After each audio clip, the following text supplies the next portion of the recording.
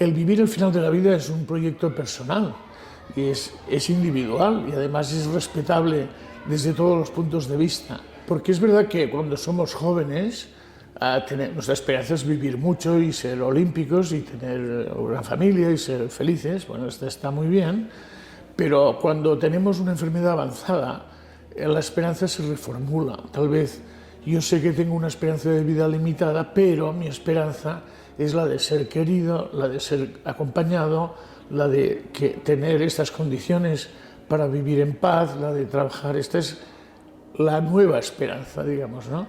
Que por supuesto es un equilibrio que tiene que estar basado en ser conscientes de que estamos en una situación avanzada, sin decir mentiras, decir, bueno, usted se curará y tiene un resfriado, esto no va por aquí, sino decir, bueno, estamos en una situación de enfermedad avanzada, puede haber complicaciones, pero nosotros le ayudaremos, usted haga su trabajo, nosotros le ayudaremos a hacer esto. Es decir, que la esperanza se puede reformular. Y por otra parte, yo siempre digo que cuando hablamos del pronóstico, que es un tema muy delicado, ¿no? Hablar del pronóstico cuando es limitado, siempre hay una ventanita de esperanza, porque es verdad que los médicos nos equivocamos con frecuencia y que a veces las curvas, estas de más o menos estadísticas de supervivencia o de complicaciones, no se cumplen después individualmente. Nosotros atendíamos familias con un paciente dentro, no pacientes con una familia. Porque el entorno afectivo de las personas, hay muchos tipos de familias ahora también, ¿no?, que hay que tener en cuenta, sufren igual o más o parecido que el propio paciente. Porque la adaptación a una situación de enfermedad avanzada, que es estas fases hasta llegar a aceptarlo lo mejor posible o para adaptarse lo mejor posible, también se dan en los familiares.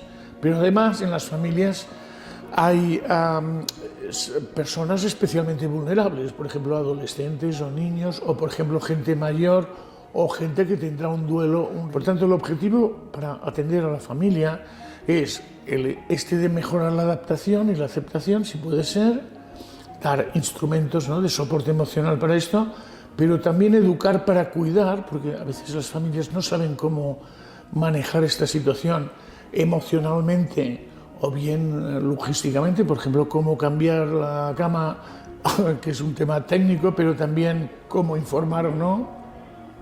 Y por tanto necesitan estos dos elementos y además la prevención y la atención del duelo para que el impacto de esta pérdida sea el menor posible. Es decir, que esto es un eje fundamental. Si olvidamos esta atención de la familia, perdemos mucha potencia en la atención. Y por otra parte, en situaciones especiales como las de la demencia, en los que el propio paciente no tiene capacidad de decidir, la familia es la que toma las decisiones y con la que se tienen que abordar las decisiones, y más en un contexto latino, mediterráneo, bueno, que conocemos bien, en el que la familia tiene este gran poder de cuidado, pero también una gran necesidad de intervenir en la decisión. Hay muchas líneas, ¿no?, de pensamiento que están contribuyendo a definir cuáles son los factores que nos hacen vivir en paz el proceso de morir, que es este viaje individual, ¿no? El primero tiene que ver con las creencias, los valores, la espiritualidad, el sentido de la vida, ¿eh?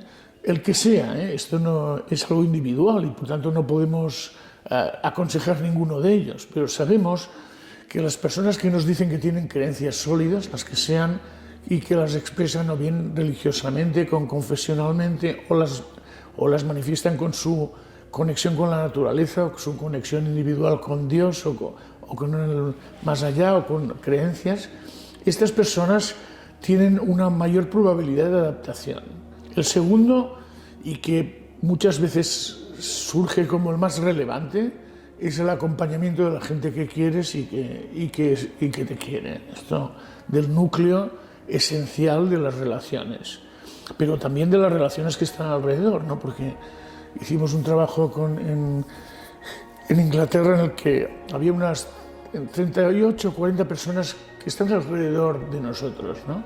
Y cuando tenemos estoy hablando de la peluquera, del señor que nos sirve el pan, de la vecina que nos compartimos el periódico. Bueno, este entorno es muy importante que también tenga instrumentos para darnos apoyo. Y invertir en relaciones es también un eje fundamental de todo esto.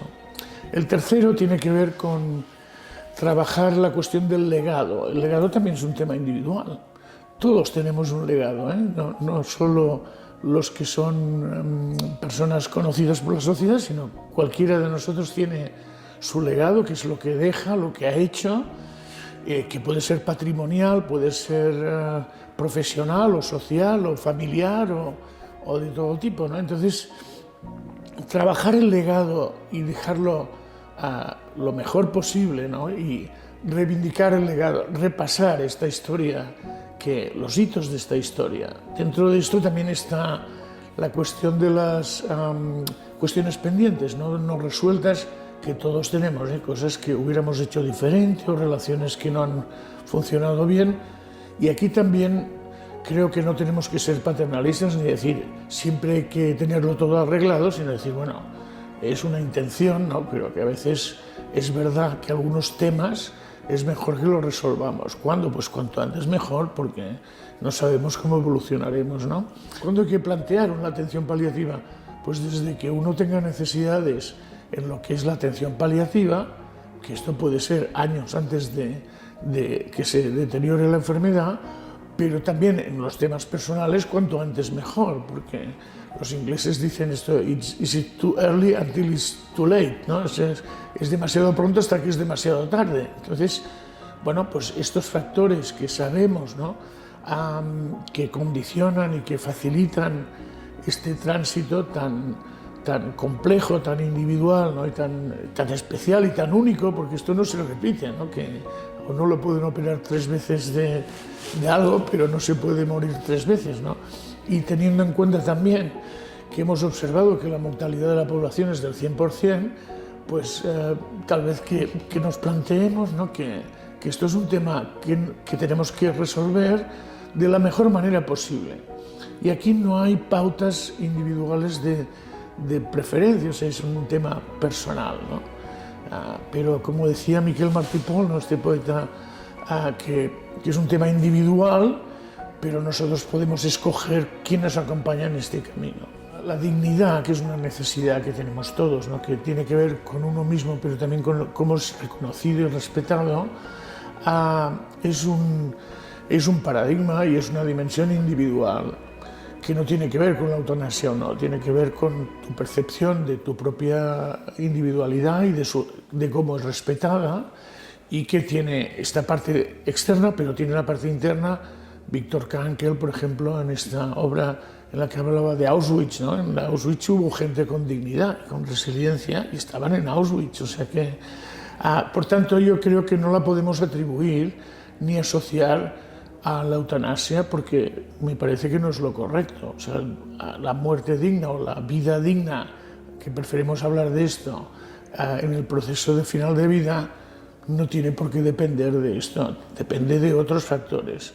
Y todos conocemos cantidad, ¿no? de procesos de morir muy dignos que no tienen nada que ver, ¿no? O sea que también, por eso digo que hay palabras que tenemos que rescatar, porque la propia espiritualidad, que se asoció mucho estrictamente al religioso confesional, pues también la tenemos que abrir, ¿no?